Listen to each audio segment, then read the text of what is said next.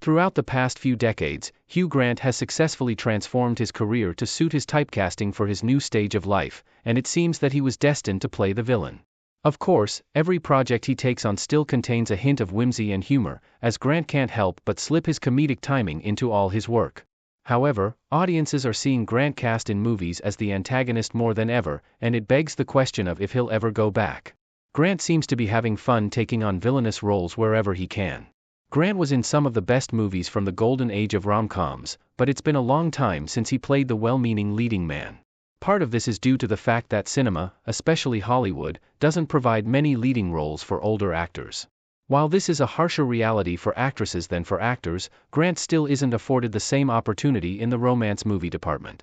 However, it turned out to be a blessing in disguise, as he shines as a slimy antagonist and character actor, giving some of his best performances as the evil villain.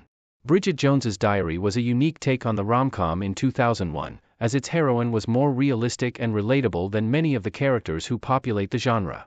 Before this, Grant had almost exclusively played sweet and charismatic love interests in romance movies and had never gotten to step out of line as the bad boy. This all changed when he was cast as Daniel Cleaver, the secondary love interest of Bridget, who's all wrong for her and hurts her at every turn. It was the perfect transitional move for Grant, as he was still a love interest, but he wasn't the guy that Bridget would end up with in the end. This movie and character were the first indications that Grant could play someone with ill intent, and he is one of the highlights of the film. He balances providing sex appeal and charisma with terrible actions that make the audience struggle with their love-hate relationship with him. While Daniel isn't pure evil, he's certainly a villain in his own right.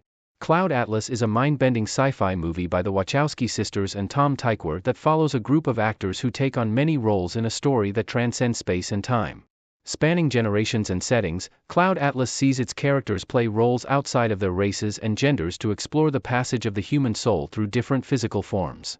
While this is a stirring sentiment on paper, it did lead to some backlash, especially regarding one of Grant's roles. As a Cannibal Kona chief, Grant crosses swords with one of Tom Hanks' characters, and while the action is strong, Grant's character shouldn't have been played by a white actor. While it could have been an interesting role, and Grant does a good job in many other aspects of the film, his portrayal of the chief is hard to watch. However, playing this character did lead to further action and villain opportunities, propelling him into the next phase of his career.